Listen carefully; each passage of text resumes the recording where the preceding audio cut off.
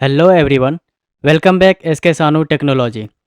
आज हम बेल्ट्रॉन का क्लास नंबर 7 की ओर बढ़ेंगे, जिसमें आज डिस्कस होने वाला है। जैसा कि मैंने पिछले क्लास में आप लोगों से प्रॉमिस किए थे कि पहला जो चैप्टर है उससे रिलेटेड जितना भी एमसीक्यू होगा उसको क्लियर करना है, साथ में ही उससे रिलेटेड जो भी फुल फॉर्म बनेगा उसको भी क्लियर करना है।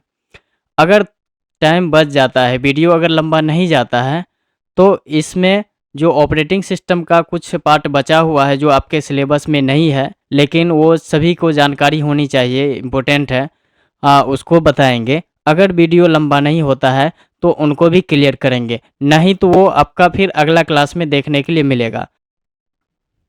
सबसे पहले आप सभी को रामनवमी की हार्दिक शुभकामनाएं, और बिना किसी समय बर्बाद के चलिए शुरू करते हैं।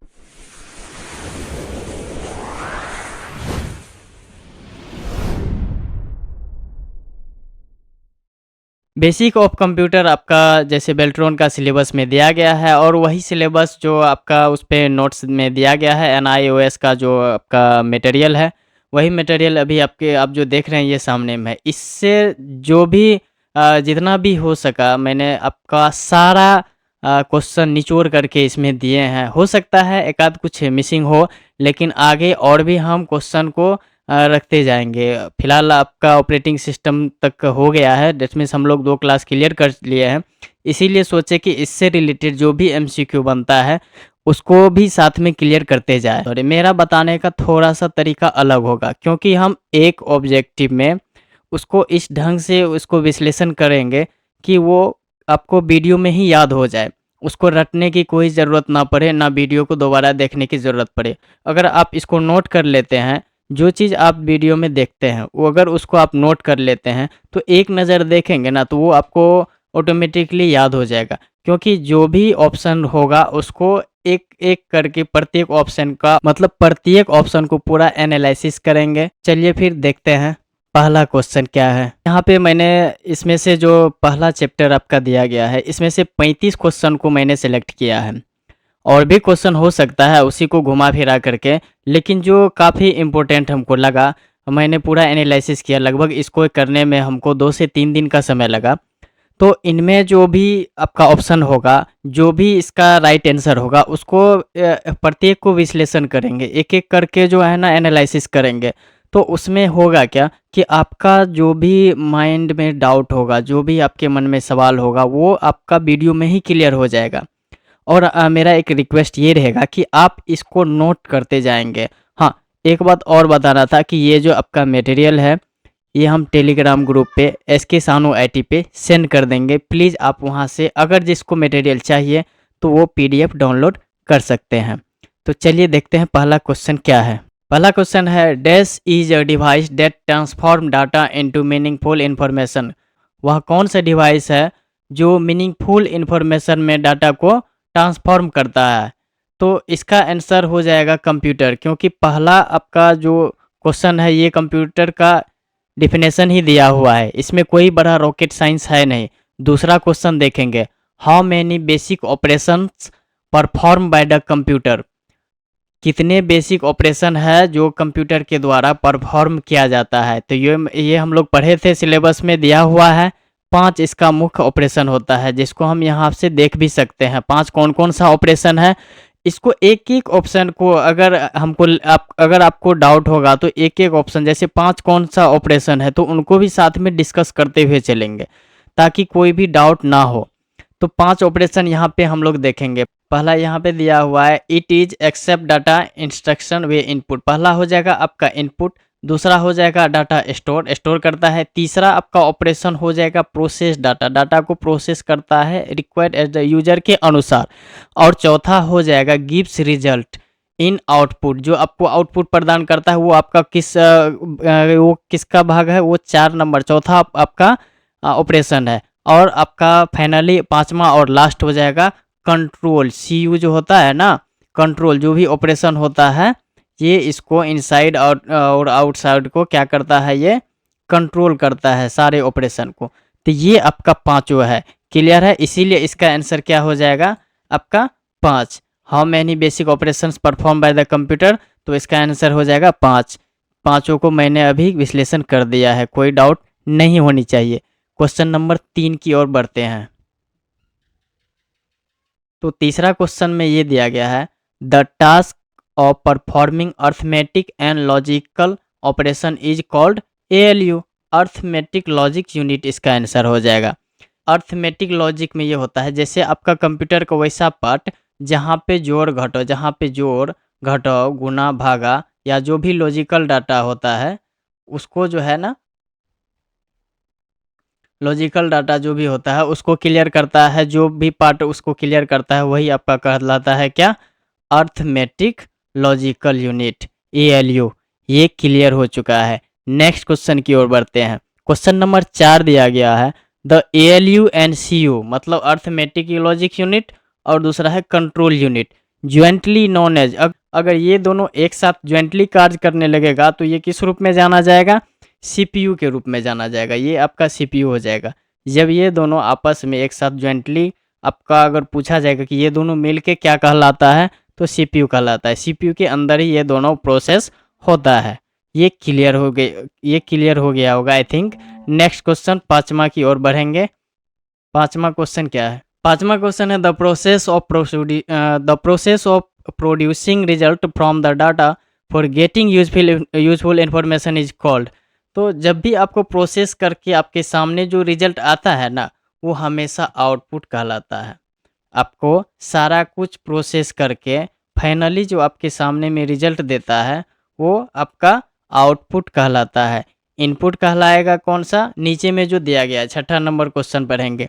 The process of entering data program into the computer. Computer में जब भी कोई डाटा को इन करेंगे, कंप्यूटर में अगर हम कोई भी निर्देश देंगे तो वो डाटा आपका कहलाएगा इनपुट, और जब कंप्यूटर हमको कोई भी रिजल्ट प्रोसेस करके दिखाएगा वो आप कहलाएगा आउटपुट। तो 5 और 6 यहाँ पे आपका क्लियर हो चुका है। इसको ऐसे नॉर्मली समझेंगे, जैसे आप कीबोर्ड से डाटा को टाइप करते हैं या माउस से डाटा को टाइप करते हैं, तो जब भी डाटा को टाइप करते हैं तो ये आप निर्देश देते हैं, इस कंप्यूटर में डाटा इंटर करते हैं। तो फिर जैसे हम इंटर करती है डाटा, तो उनको तो कोई ना कोई माध्यम से फिर उसको देखेंगे, मैंने जो इंटर किया अपने जो माउस से निर्देश दिया, तो उनको आप देखिएगा ना। जैसे आप ATM में जाते हो, ATM मशीन में आप जाते हो, तो वहाँ पे आपको 5,000 रुपया मान के चलिए आपको निकालनी है, विड्रॉ करनी है।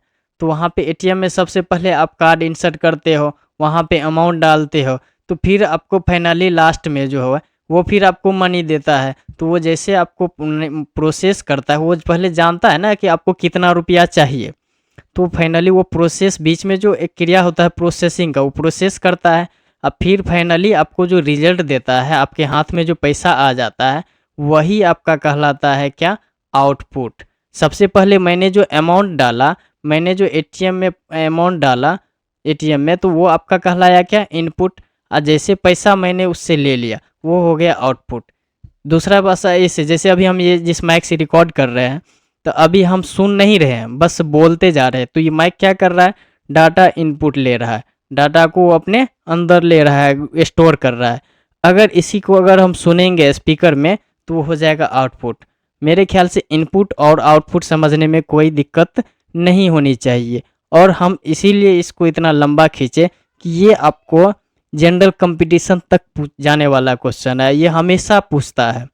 ठीक है, तो नेक्स्ट क्वेश्चन 7वां की ओर बढ़ेंगे। ये जो दिया गया है, input output process and storage perform under the supervision. तो ये आपका जो यूनिट है ये क्या कहलाता है, ये आपका सीधा हो जाएगा इसका answer control unit. Control unit के ही अंतर्गत आपका ये जो इनपुट होता है, आउटपुट होता है, प्रोसेस होता है, और डाटा जो इसका स्टोरेज का ये जो परफॉर्म किया जाता है, ये सारा कुछ आपका आता है किसमें, कंट्रोल यूनिट में ही आता है। क्लियर है, ये आपका किस में आता है, कंट्रोल यूनिट में।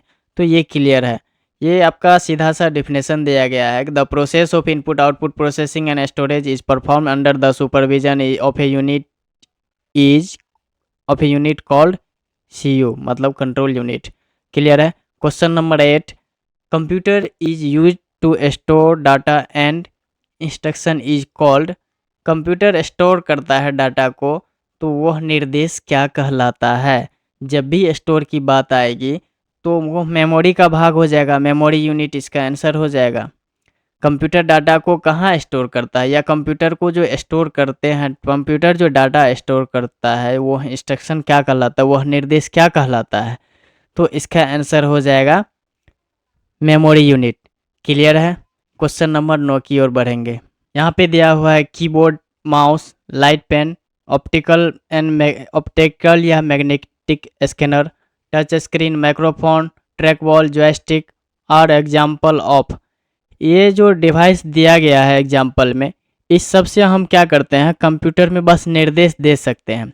तो अभी मैंने पिछले क्वेश्चन में मैंने देखा कि निर्देश अगर हम कंप्यूटर को देंगे, अगर कंप्यूटर को कोई भी बाहर से निर्देश देंगे तो वो आपका इनपुट हो जाएगा, इनपुट देंगे। तो हमको ये जितना भी डिवाइस इसमें दिया गया है एग्जाम्पल में, इससे हमको आउटपुट कुछ नहीं मिलेगा। इससे बस हम जो भी कर सकते हैं, जैसे कीबोर्ड से हम डाटा टाइप ही तो कर सकते हैं, कीबोर्ड हमको कुछ दे सकता है? नहीं दे सकता। कीबोर्ड से हम बस इंस्ट्रक्शन दे सकते हैं, माउस से इंस्ट्रक्शन दे सकते हैं, लाइट पेन से, जो भी इसमें डिवाइस है, इससे हम कंप्यूटर को बस निर्देश दे सकते हैं। तो इसीलिए निर्देश देना कंप्यूटर में, डेट मीन्स कंप्यूटर को डाटा को कंप्यूटर में इंटर करना, निर्देश देना, तो वो आपका क्या कहलाएगा, इनपुट कहलाएगा। ये क्लियर है? इसका आंसर इनपुट हो जाएगा। Question number 10, the keyboard in most common use the QWERTY board, generally standard keyboard has 106 keys. कह रहा है नॉर्मली जो कॉमन कीबोर्ड QWERTY बोर्ड करके जो कीबोर्ड आता है, जो जनरली हम लोग यूज करते हैं, जनरली स्टैंडर्ड कीबोर्ड होता है, उसमें कीज की संख्या 106 होती है। तो इसका है ट्रू, फॉल्स और नन ऑफ दीज। इसका आंसर हो जाएगा यहाँ पे फॉल्स, क्योंकि जो हम लोग यूज कीबोर्ड करते हैं उसमें कीज की संख्या 106 नहीं होती है, जनरली 104 होती है। कीज की संख्या हो जाएगी आपका इसमें 104। इसीलिए कीबोर्ड से हम कोई भी डाटा को अगर इंटर करते हैं तो वो कहलाएगा आपका की स्ट्रोक।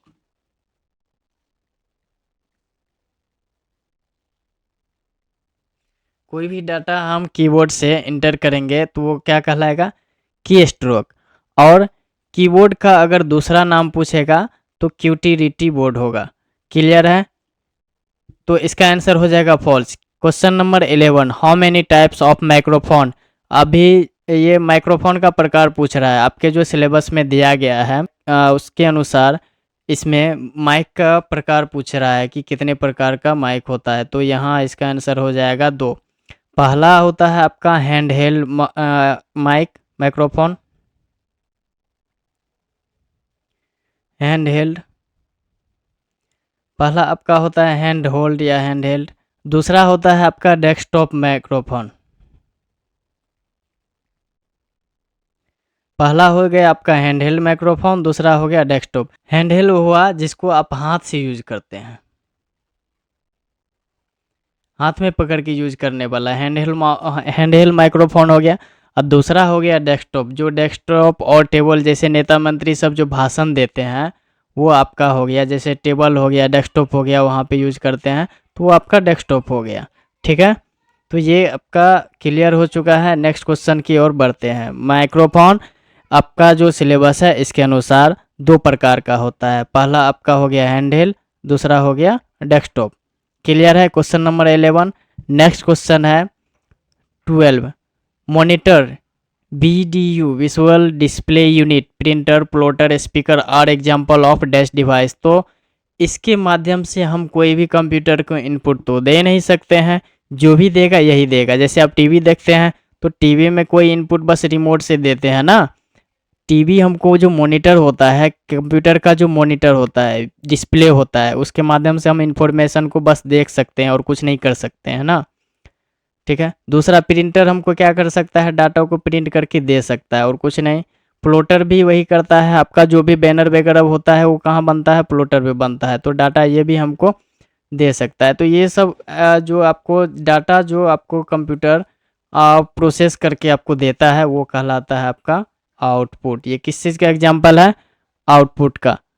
क्वेश्चन नंबर 12 क्लियर है। क्वेश्चन नंबर 13 की ओर देखते हैं। ये फुल फॉर्म है, इस बार जो एग्जाम हुआ था ना कोर्ट रीडर का, उसमें ये क्वेश्चन पूछा हुआ था। कॉमन बिजनेस ओरिएंटेड लैंग्वेज, इसका आंसर हो जाएगा पहला। क्लियर है। क्वेश्चन नंबर 14 की ओर देखते हैं। The term of computer is derived from, computer जो है ना किस भाषा, कंप्यूटर जो है यह किस भाषा से लिया गया है और इसका अर्थ क्या होता है। तो ये इसका हो जाएगा क्वेश्चन, इसका आंसर हो जाएगा कंप्यूटर लैटिन भाषा से लिया गया है और इसका अर्थ होता है, कंप्यूटर का अर्थ होता है गणना।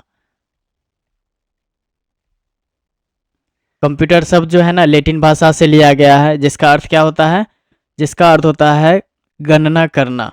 क्लियर है। Question number 15, which device soft copy data is converted into hard copy, वह कौन सा डिवाइस है जो सॉफ्ट कॉपी डाटा को परिवर्तित करता है हार्ड कॉपी में। तो इसका आंसर हो जाएगा प्रिंटर, क्योंकि प्रिंटर में कोई भी सॉफ्ट डाटा ही क्योंकि प्रिंटर में क्या करते हैं, कंप्यूटर के माध्यम से डाटा को प्रिंट करते हैं, तो वो डाटा को हम क्या कर सकते हैं, छू सकते हैं। तो जिसको हम फिजिकली छू सकते हैं और वो आपका हार्डवेयर कहलाता है। उसी तरह आपका प्रिंटर जो प्रिंट करके देता है वो डाटा को हम स्पर्श कर सकते हैं। तो इसका आंसर हो जाएगा printer. Soft copy converted into hard copy is known as printer. Clear है।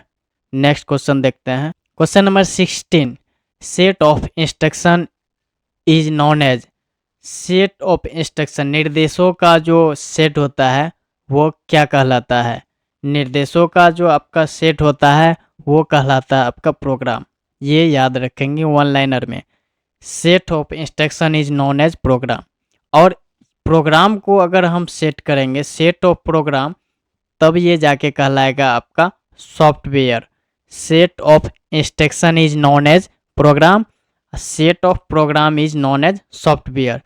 तो निर्देशों का समूह को कहते हैं प्रोग्राम और प्रोग्राम के समूह को कहते हैं सॉफ्टवेयर। क्लियर है। नेक्स्ट क्वेश्चन देखते हैं। Question number 18, dash is a system software that provide an interface for a user to communicate with the computer, hardware भी बोल सकते हैं यहाँ पे। तो यहाँ पे इसका आंसर हो जाएगा आपको ऑपरेटिंग सिस्टम। ऑपरेटिंग सिस्टम ही एक ऐसा सॉफ्टवेयर है जिसके माध्यम से हम और कंप्यूटर हार्डवेयर के बीच में कम्युनिकेशन हो पाता है, तालमेल एस्टेब्लिश होता है। इसीलिए आपका 18 का आंसर क्या हो जाएगा, ऑपरेटिंग सिस्टम। ऑपरेटिंग सिस्टम को सिस्टम सॉफ्टवेयर भी कहते हैं। ऑपरेटिंग सिस्टम को क्या कहते हैं, सिस्टम सॉफ्टवेयर भी कहते हैं। यहाँ पे ये ऑपरेटिंग सिस्टम को, operating system is known as system software. Clear है। Question number 19, the software design to perform specific, जैसे भी आपको कहीं भी क्वेश्चन में अधिक कहीं भी आपको मिलेगा, जैसे ही आपको स्पेसिफिक टास्क का वहाँ पे चर्चा किया जाएगा तो आपका सीधा आंसर हो जाएगा एप्लीकेशन सॉफ्टवेयर। आपका सीधा आंसर क्या हो जाएगा, आपका एप्लीकेशन सॉफ्टवेयर। वो कैसे, वो भी अभी इसको ऐसे एक्सप्लेन करते हैं। एप्लीकेशन सॉफ्टवेयर इसका आंसर हो जाएगा। वो एप्लीकेशन सॉफ्टवेयर क्या होता है कि जैसे आपका व्हाट्सएप हो गया, टेलीग्राम हो गया, फेसबुक हो गया, इसको मन है तो इंस्टॉल कर लेंगे, नहीं है तो अनइंस्टॉल कर देंगे। तो ये क्या है कि स्पेसिफिक टास्क है, स्पेसिफिक काम कर सकते हैं। व्हाट्सएप का काम केवल मैसेंजर सोशल साइट्स के लिए ही कर सकते हैं, लेकिन ऑपरेटिंग सिस्टम में क्या है कि वो एक प्लेटफॉर्म प्रदान करता है कि आप कोई भी एप्लीकेशन को उसमें चलाओ, कोई भी एप्लीकेशन को वहाँ पे लेके आप यूज कर सकते हैं। तो इसीलिए इसमें जो है समझ, स्पेशल टास्क के लिए जो भी एप्लीकेशन बनाया जाता है वो आपका स्पेसिफिक टास्क के लिए वो आपका एप्लीकेशन सॉफ्टवेयर कहलाता है। ये अधिकतर जहाँ भी क्वेश्चन देखने के लिए मिलेगा उसमें ये चीज़ें ज़रूर वहाँ पे इंडिकेट किया हुआ रहेगा। इसीलिए आपको जब भी सॉफ्टवेयर पूछा जाएगा ये किस टाइप का आपका सॉफ्टवेयर है, स्पेसिफिक टास्क देखना, एप्लीकेशन सॉफ्टवेयर फिर मार देंगे। नेक्स्ट क्वेश्चन की ओर देखते हैं। Question number 20, web browser like Firefox, Google Chrome as well as Microsoft Word and Excel, WhatsApp, Telegram. अभी मैंने जो ऊपर में जो क्वेश्चन दिया गया है बस उसी का है। ये सारा कुछ जो एग्जाम्पल है वो किस चीज़ का है, तो इसका भी आंसर हो जाएगा आपका एप्लीकेशन सॉफ्टवेयर, क्योंकि इससे हम कोई स्पेसिफिक ही वर्क कर सकते हैं। जैसे यहाँ पे वेब ब्राउज़र, जो भी वेब ब्राउज़र होगा उससे हम कोई भी जानकारी को ढूंढ सकते हैं। जैसे आपका क्रोम हो गया, फायरफॉक्स हो गया, यहाँ से हम क्या करते हैं, डाटा को ढूंढ सकते हैं। ये ऐसा प्लेटफॉर्म है, जैसे आपको कोई भी चीज़ का जानकारी प्राप्त करना है तो इस प्लेटफॉर्म पे जाके जानकारी प्राप्त कर सकते हैं। जैसे MS वर्ड एक्सेल हो गया, तो वर्ड से क्या कर सकते हैं, जो आपको चिट्ठी लिखनी है तो वर्ड, आपको कोई भी डाटा को एंट्री करना है एक्सेल आपको टेबुलर फॉर्मेट में तो एक्सेल का यूज करेंगे, जोड़ घटाव गुना भागा जो भी करना है। आपको व्हाट्सएप से कोई सोशल वर्क करना है तो व्हाट्सएप टेलीग्राम, तो सबका अलग अलग वर्क है ना, स्पेसिफिक वर्क है। तो इसीलिए ये आपका आंसर हो जाएगा इसका एप्लीकेशन सॉफ्टवेयर। इसमें कोई भी बड़ा रॉकेट साइंस नहीं है।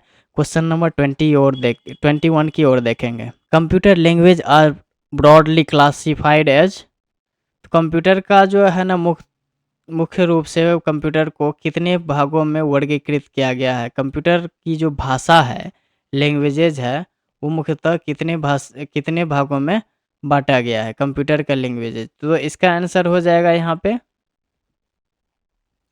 इसका आंसर 2 हो जाएगा। कंप्यूटर का मुख्य रूप से अगर कहा जाए तो 2 भागों में भाषा को वर्गीकृत किया गया है। पहला आपका हो जाएगा हाई लेवल लैंग्वेज और दूसरा हो जाएगा लो लेवल लैंग्वेज। ठीक है, मुख्य रूप से 2 भागों में बांटा गया है, एक हाई लेवल लैंग्वेज, दूसरा low level language. Question number 21 clear है। क्वेश्चन नंबर 22 की ओर देखते हैं क्या है। A computer software that transform assembly language to machine language is known as, करा एक ऐसा सॉफ्टवेयर जो असेंबली लैंग्वेज को ट्रांसफॉर्म करता है मशीन लैंग्वेज में। देखिए यहाँ पे ये ट्रांसफॉर्म क्यों करना ज़रूरी है, क्योंकि मशीन समझती है केवल एक ही भाषा, वो आपका है लो लेवल लैंग्वेज, जो कि आपका 0 और 1 है। मशीन लैंग्वेज है, इसको बाइनरी नंबर भी बोलते हैं 0 और 1। तो उसको ट्रांसफॉर्म करने के लिए एक सॉफ्टवेयर चाहिए, वो सॉफ्टवेयर क्या कहलाता है, उसका क्या नाम है।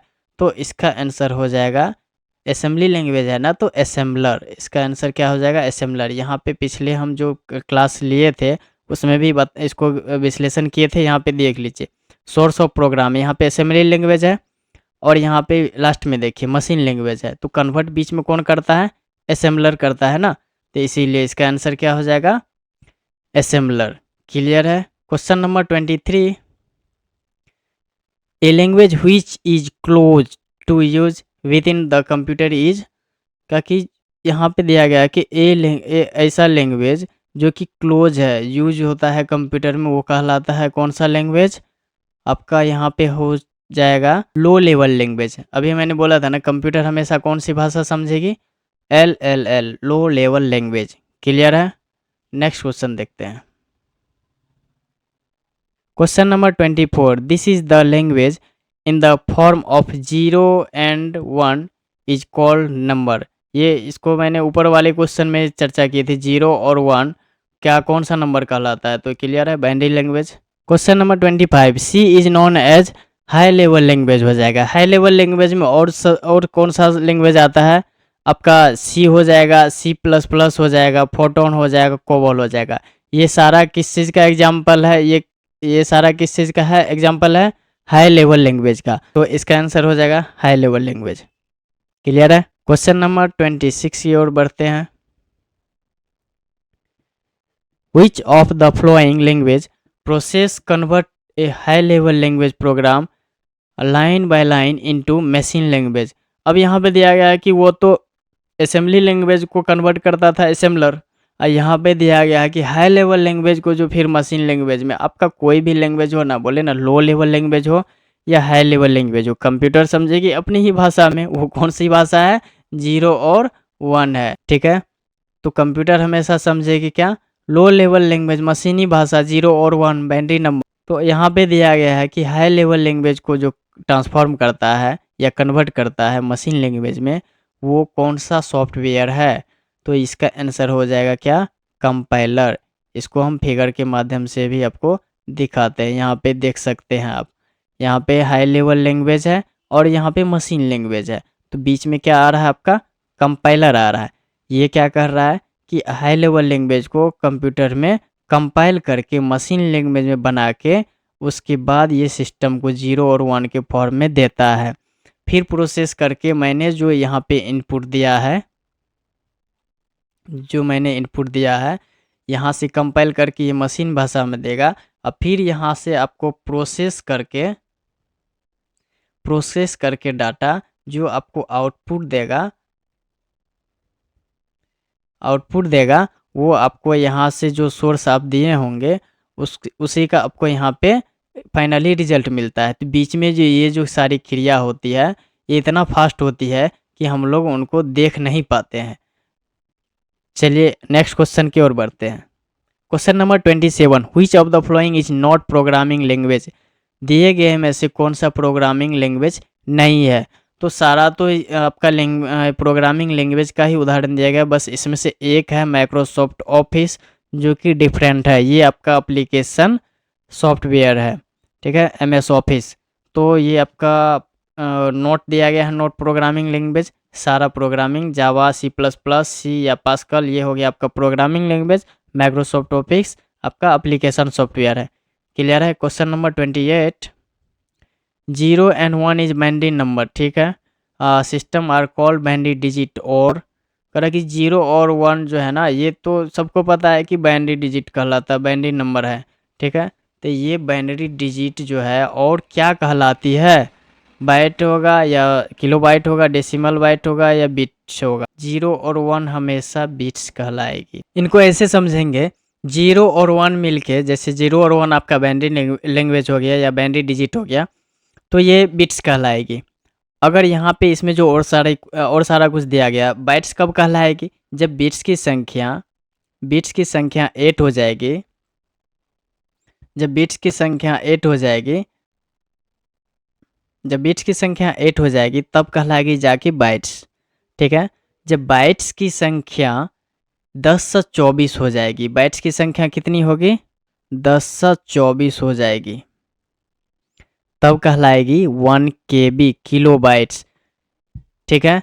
तो इसी तरह जब KB की संख्या 10 से 24 हो जाएगी, जब KB की संख्या 10 से 24 हो जाएगी तब ये कहलाएगी मेगाबाइट, MB जिसको बोलते हैं। MB के बाद क्या हो जाएगा आपका, GB हो जाएगा।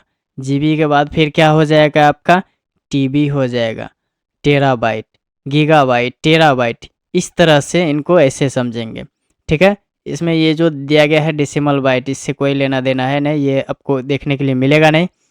तो इसका आंसर आपका क्या हो जाएगा, बिट्स। 0 और 1 इक्वल टू होता है बिट्स। अब बिट्स की संख्या अगर 8 हो जाएगी तो कहलाएगी बाइट्स।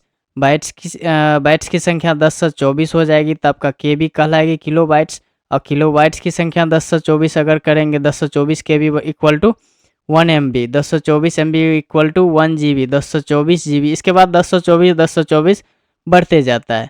तो क्लियर है। Question number 29, who is the inventor of different engine. भिन्न प्रकार की जो अलग तरीके का जो इंजन है वो किसने खोजा था, वो खोजा था वही जो फादर्स ऑफ कंप्यूटर है। इसको किसने खोजा था, जो फादर्स ऑफ कंप्यूटर है, चार्ल्स बेबेज। इसका आंसर हो जाएगा चार्ल्स बेबेज। कंप्यूटर का पिता इसीलिए इसको माना गया है क्योंकि जो सारे कुछ, देखिए सीधा अभी मान के चलिए आप कोई काम कर रहे हैं, सीधा वर्क हो रहा है, अगर वो कार्य में जैसे कोई क्रांति लाते हैं, जैसे डॉक्टर MS स्वामीनाथन, उसने क्या किया कि हम लोग भूखमरी की ओर बढ़ रहे थे, हम लोग का खेत में उपजाऊ नहीं हो रही थी, तो उसने क्या किया कि हरित क्रांति लाए। उसमें वो क्या किया कि हाइब्रिड बना दिए, वो दो तरह का फूड लेके उसको क्रॉस करके एक तीसरा फूड को तैयार किए, वो तीसरा सीड्स का, दो सीड्स को लेके क्रॉस करके एक तीसरा सीड्स का तैयार किया। वो कुछ अलग करने का प्रयास किया, क्रांति लाया। तो इसी तरह इसने कंप्यूटर का क्षेत्र में अलग तरह का इंजन बना के क्रांति लाया, इसीलिए इसको फादर्स ऑफ कंप्यूटर मानते हैं। किसको, चार्ल्स बेबेज को। हमेशा ऐसे याद रखेंगे, कंप्यूटर को कंप्यूटर का पिता चार्ल्स बेबेज को क्यों कहते हैं, क्योंकि ये कुछ अलग करके दिखाया, कुछ अलग प्रकार का मशीन बनाया जो कि काफ़ी हेल्पफुल रहा और काफ़ी आसान बना दिया वर्क को। क्लियर है। क्वेश्चन नंबर 30, मशीन लैंग्वेज देखिए यहाँ पे आपका मशीन पे ही डिपेंडेंट था, वो काफ़ी डिफ़िकल्ट था प्रोग्राम करने में और एरर प्रोन। तो इसका आंसर हो जाएगा क्या, इसका सारा हो जाएगा सही। Machine language is known as all of above दिया गया, वो काफ़ी जो है ना आपका डिफ़िकल्ट था प्रोग्रामिंग करने में। एरर प्रोन, इसको एरर ढूंढने में काफ़ी दिक्कत होती थी आपका, वो केवल मशीन पे ही डिपेंड होता था। तो machine language is known as all of the above, इसका सारा हो जाएगा सही। What is the major characteristics of a computer system. Major characteristics दिए गए में से कंप्यूटर का कौन सा कंप्यूटर का मेजर गुण है, मुख्य गुण है। तो मुख्य गुण कंप्यूटर का इसमें ऑल ऑफ द एबव हो जाएगा। कंप्यूटर का इसमें सारा इसका मेजर ही है। जैसे आपका स्पीड हो गया, एक्यूरेसी हो गया, इसके बाद इंटेलिजेंस हो गया, वर्सैलिटी एंड स्टोरेज, ये सारा कुछ कंप्यूटर का क्या है, गुण ही है। इसीलिए इसका आंसर हो जाएगा all of above. Next question है डोस नोस विंडोज 98, हमें ये सारा दिया गया है ना, ये किस चीज़ का एग्जाम्पल है, दिया गया है 32 का। आपका आंसर हो जाएगा सिस्टम सॉफ्टवेयर। ये जो दिया गया है DOS NOS Windows M E XP Vista Linux Unix interpreter compiler of example is system software. Clear है। Next question, a unit of 8 byte memory cell group is called. A unit of 8 bit, sorry bit है, byte नहीं है। 8 bit is known as byte, 1 byte होगा। अभी मैंने इसको ऊपर में डिस्कस किए हैं वैसे। अभी question number 34, dash is a fathers of computer. Computer का पिता आपका यहाँ पे मैंने ऊपर में बताया था चार्ल्स बेबेज होगा। वो क्यों, क्योंकि because real beginning of computer we known as today Max से, यहाँ पे हो जाएगा आपका वही डिफरेंट इंजन। वो क्यों कहलाया था फादर्स ऑफ कंप्यूटर, क्योंकि उसने अलग प्रकार का मशीन बनाया था। यहाँ पे हो जाएगा,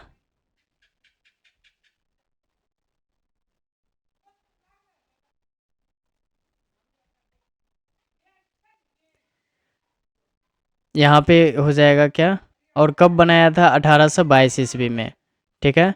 और किसने, चार्ल्स बेबेज ने।